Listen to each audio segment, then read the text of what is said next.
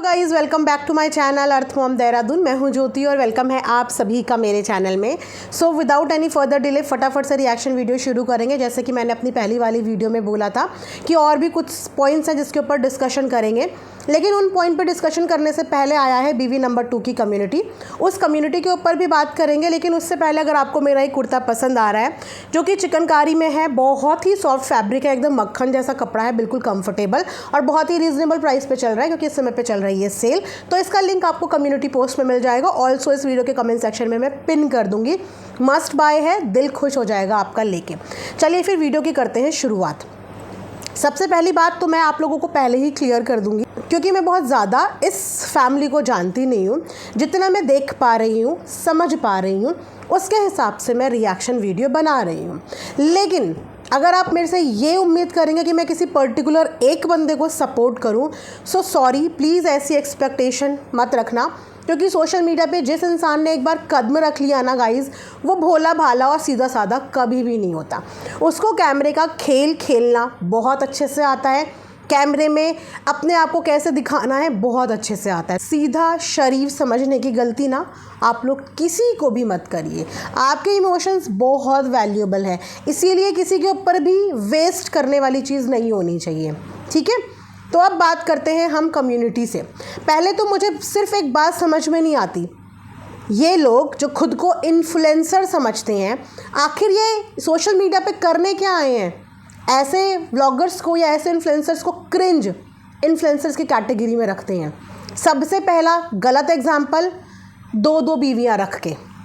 उससे बड़ा गलत एग्जाम्पल, दो बीवियों को लेके सोशल मीडिया पे आके। उससे बड़ा गलत एग्जाम्पल, दोनों बीवी के कलह कलेश दिखा के। और सबसे बड़ा गलत एग्जाम्पल कि हर बात पे मरने मारने की धमकी देके। एक बात मुझे बताइए, ये ऑडियंस क्या आपके हाथ की कठपुतली है? जिस तरीके से आप लोग अपने घर की चार दीवारी के अंदर ड्रामा करते हैं, I don't know, serious fight करते हैं, यहाँ ऑडियंस को भी आप इसी तरीके से डराएंगे, धमकाएंगे, इमोशनल ब्लैकमेल करेंगे। अभी थोड़े दिन पहले इनके जो मिस्टर हस्बैंड हैं, वो हॉस्पिटल के बेड से बोल रहे थे कि मुझे साइलेंट अटैक आया है और मैं इस चीज़ का ज़िम्मेदार किसी को भी बना दूंगा। मैं इस चीज़ का ज़िम्मेदार किसी को भी बना दूंगा अगर मुझे कुछ हुआ। अगर आपको कुछ हुआ तो उसका ज़िम्मेदार आप सोशल मीडिया में किसी को भी बना देंगे। क्यों? क्योंकि सोशल मीडिया वाले आपके क्रिंज कंटेंट पे आके आप लोगों को सच्चाई बता रहे हैं, तो उसका इल्ज़ाम आप किसी पे भी लगा देंगे। आप बीमार, अपने खुद के गंदे गंदे कहते ना विशन, इनकी वजह से बीमार। ये सारे रिकॉर्ड सोशल मीडिया पे ही हैं। तो सोशल मीडिया वालों को फंसाने से पहले आप जो यहाँ पे परोस के गए हैं ना, ये सोच के कि डालने के बाद डिलीट कर देंगे तो उनके कोई रिकॉर्ड्स नहीं रहते।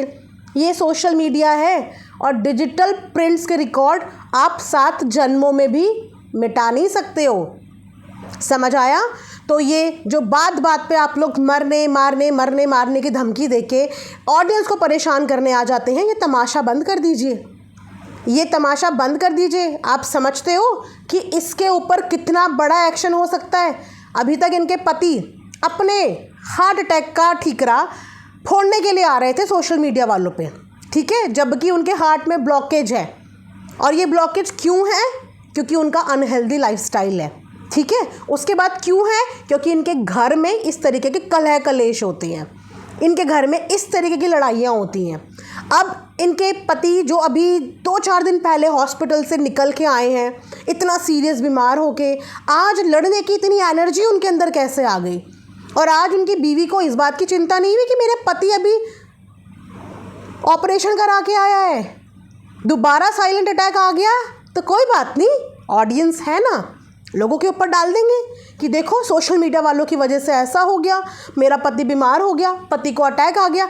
और अब तो भैया बीवी नंबर 2 भी, थोड़े दिन पहले भी इन्होंने इस तरीके की कम्युनिटी डाली थी। और उस दिन मैं वाकई में बता रही हूँ, जब इन्होंने थोड़े दिन पहले इस तरीके की कम्युनिटी डाली थी तो मैं सिंपैथाइज़ हो गई थी इनसे कि नहीं यार, जो भी है, एक औरत को जीने का पूरा अधिकार है। जो गलतियाँ हो गई वो हो गई। कभी कभी कुछ चीज़ें कुदरत लिख देती है हमारी किस्मत में, जिनको हम चाह कर भी नहीं टाल सकते, ठीक है। कुदरत ने एक चीज़ जोड़ी, लेकिन उसके बाद कुदरत ने भी हर चीज़ का ठेका नहीं ले रखा है। उसके बाद हर इंसान की अपनी खुद की जिम्मेदारी होती है अपने रिश्ते को आगे कैसे चलाना है इस चीज़ की। आज ये पूरी चीज़ें होने के बाद इनके पति ने खुद सोशल मीडिया पे ये बात बताई है। आप में से बहुत सारे लोगों ने वो लाइव नहीं देखी क्योंकि वो लाइव प्राइवेट हो गई थी, दिखते साथ थी, पब्लिक नहीं हुई थी, प्राइवेट हो गई थी। बट हमने वो लाइव बहुत अच्छे से देखी भी है और अपने पास रखी हुई भी है, ठीक है, क्योंकि ये लोग खतरनाक लोग हैं भाई, जो साइलेंट अटैक का भी जो मुद्दा है वो ऑडियंस पर डाल दें, कल को वो हर किसी चीज़ का ब्लेम ऑडियंस के ऊपर डाल सकते हैं, राइट। तो उसके बाद इन्होंने अपनी खुद की लाइफ में आज इनके पति ने एक बात बोला कि जो इनकी बीवी नंबर 2 है ये हर छोटी बड़ी बात पर इसी चीज़ की धमकी देती है, सेल्फ हार्म करने की धमकी। एक बार पहले भी ये छत पे गई थी, वहाँ से भी इसको लेके आए और ये इसी तरीके से अपनी बात मनवाती है कि मैं अपने आप को कुछ कर लूँगी, ठीक है। बाकी सारी चीज़ें इस वक्त पे साइड में, सारी चीज़ें साइड में। मैं यहाँ पे बीवी नंबर 2 से ये बोलना चाहूँगी कि पिछले 14 साल से आपको ये सब करने की कभी नौबत नहीं आई, लेकिन पिछले 5-6 महीने में आपको इतने सारे थॉट ये सब करने के कैसे आ गए? क्यों? क्या कर दिया ऐसा कि आपको यहाँ तक का फ़ैसला लेने के लिए सोचना पड़ रहा है? सिर्फ आपसे जो आप इतने दिनों से गा रही हैं तलाक लेने वाली, 1 साल से ना, इन्होंने खुद बोला है कि मैं 1 साल से तलाक लेने के लिए गा रही हूँ, ठीक है। तलाक के प्रोसेस में वक्त लगता है, अगर म्यूचुअली दोनों रेडी हैं तो वक्त नहीं लगता, बट अगर म्यूचुअली दोनों रेडी नहीं है तो तलाक की चीज़ों में वक्त लगता है।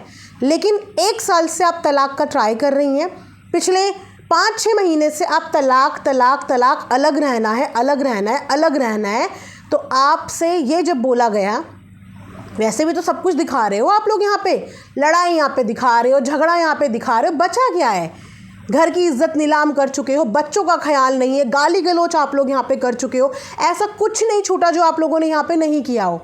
तो अगर आप सच्ची हैं और वाकई में आप बहुत परेशान हैं, वाकई में आप इस आदमी से छुटकारा पाना चाहती हैं, वाकई में छुटकारा पाना चाहती हैं सीरियस नोट पे, तो आप अपने नोटिस यहाँ पे दिखाइए। अब आप बोलेंगे कि मैं पब्लिक को क्यों दिखाऊं? क्योंकि इस पब्लिक के सामने ही आप लोग यहाँ पे जो गंदा नाच रहे हैं ना, वो पब्लिक के सामने ही नाच रहे हैं।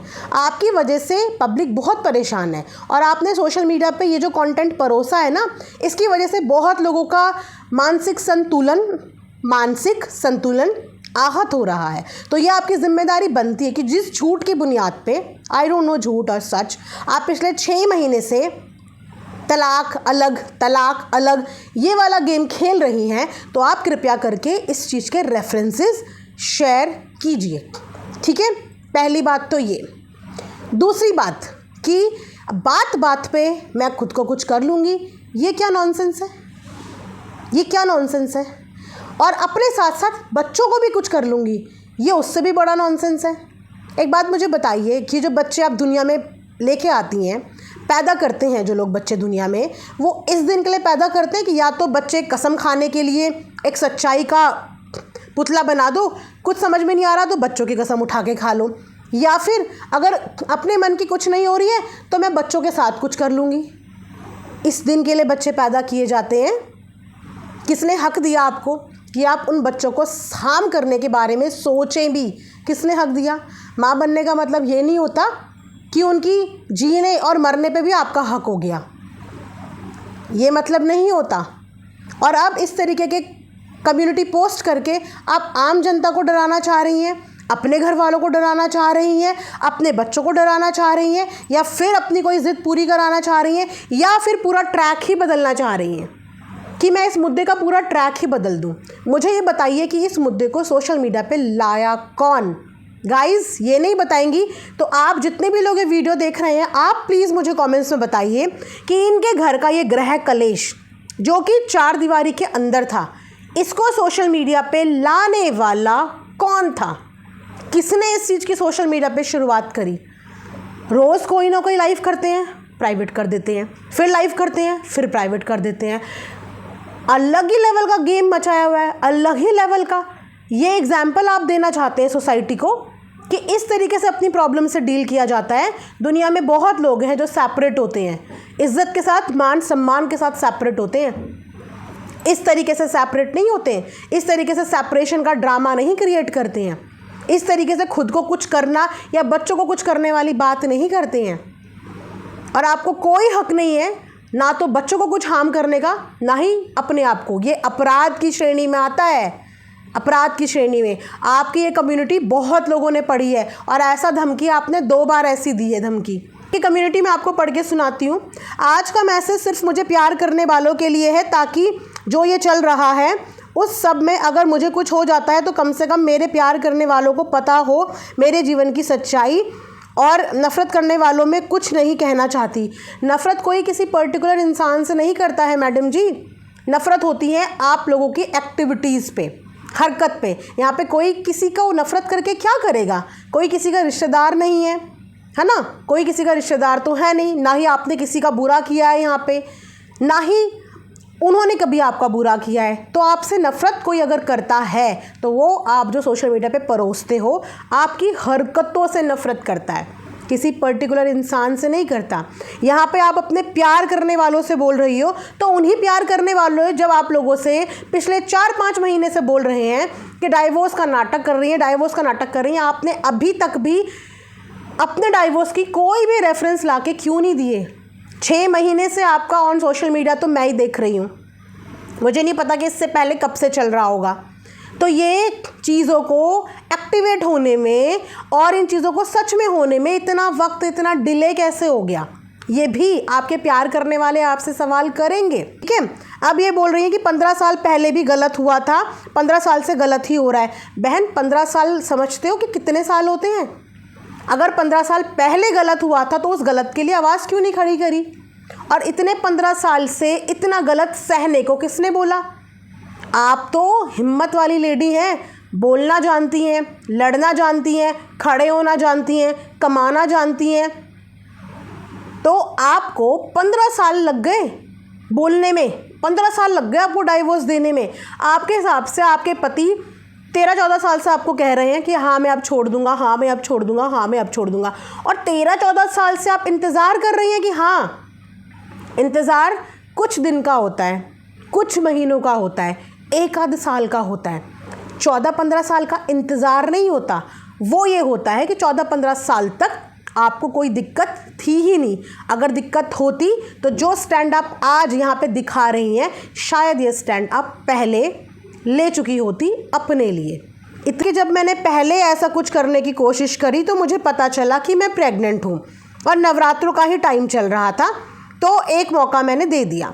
ठीक है, उस समय पे आप प्रेग्नेंट थी, आपको इस बात का एहसास हुआ और आपने एक मौका दे दिया। उस समय तक आपके बच्चे इस दुनिया में ही नहीं आया था, लेकिन आपने तब एक मौका दे दिया। आज आपके बच्चे जीते जागते आपके सामने खड़े हैं और आज आप उनको भी हार्म करने की बात कर रही हैं। जिन बच्चों के लिए आपने पैदा होने से पहले ही कॉम्प्रोमाइज़ कर लिया, एक मौका दे दिया, आज वो बच्चे आपके सामने हैं और आप उनको भी अपने साथ हार्म करने की बात कर रही हैं। हाँ, उसके बाद मुझे बदले में गालियाँ मिली। गालियाँ मिली क्यों मिली? क्योंकि आप ऐसे रिलेशनशिप में बाय चॉइस गई, बाय चॉइस गई। आपके ही कहे अनुसार आप में तो कुछ कमी नहीं है, सुंदर हो, टैलेंट है, बोलना आता है, अच्छे परिवार से भी हो, तो क्या ज़रूरत थी? चलो प्यार में पड़ भी गए, प्यार में पड़ भी गए, शादी कर भी ली, तो भी ये गंदगी मचाने की क्या ज़रूरत थी? क्यों अपना रिश्ता अपने हिसाब से नहीं संभाल पाए? शादी का डिसीज़न आपका था ना? क्या ये शादी करने से पहले सोशल मीडिया वालों से परमिशन ली थी? नहीं ली ना। जब आपने शादी करने से पहले सोशल मीडिया वालों से परमिशन नहीं ली, तो उसके बाद ये सब चीज़ें करने के लिए आप लोग सोशल मीडिया पे कैसे आ जाते हो? क्यों आ जाते हो?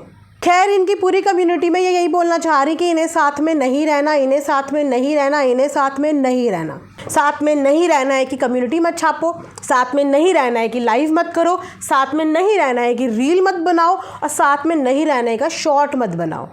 साथ में नहीं रहना है, और इसके लिए मैंने एक्शन इतने दिन ले लिया था, इतने टाइम पहले मैं एप्लीकेशन डाल के आ गई थी, मैंने रजिस्टर करवा दिया था, मैंने ये लॉयर इतने टाइम पहले ले लिया था, ये मैंने आवेदन दे दिया था, यहाँ मैंने अप्लाई कर दिया था, वो दिखा दो। शायद आपकी हेट कम हो जाए, शायद आपको हेट मिलनी कम हो जाए और लोग ये समझ जाएं कि हाँ आपको अकेले रहना है, हाँ आपको अकेले रहना है।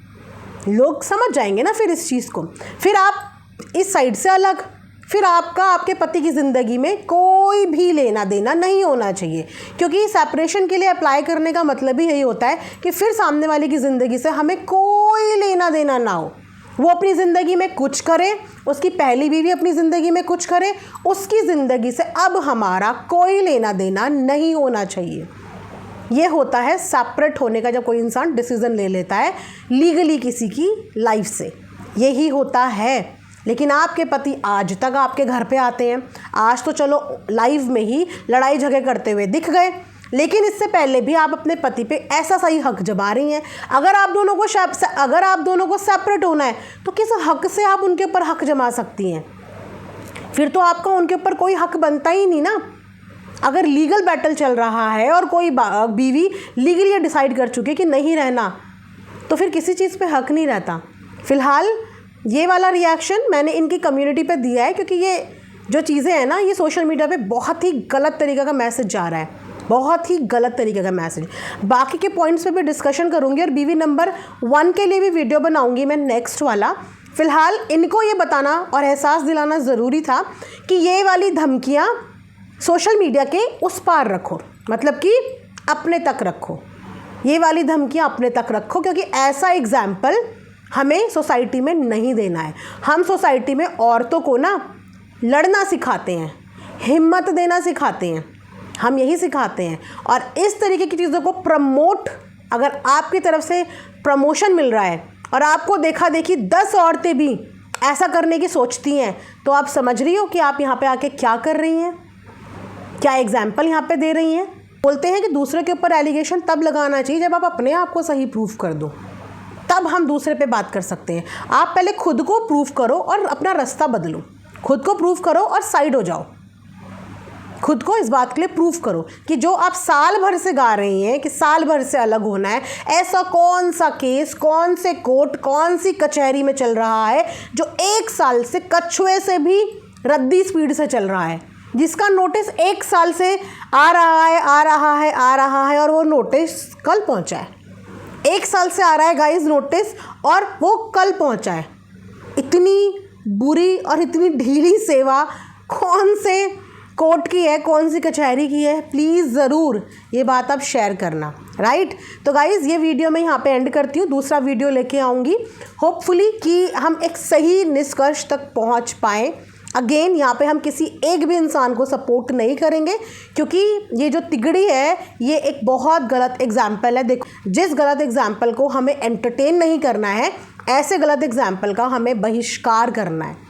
वरना इन लोगों की जो ये तरीके हैं ना, आज एक फैमिली आई, कल दूसरी और उठ के आ जाएगी, तीसरी और आ जाएगी, एक को देख के एक करेगा, एक को देख के एक करेगा, इन्फ्लुएंस होंगे लोग और सोशल मीडिया ऐसे ही तमाशे की जगह बन जाएगा, जो कि हमें नहीं बनने देनी, जो कि हमें बिल्कुल नहीं बनने देनी। आई होप कि मेरा ये वीडियो आपको पसंद आया हो। प्लीज़ ड्रॉप करना अपने कमेंट सेक्शन में। मिलेंगे नेक्स्ट वीडियो में। अपना ढेर सारा ख्याल भी रखिए। Thanks for watching Earth Mom Dehradun. Bye bye, take care, love you all.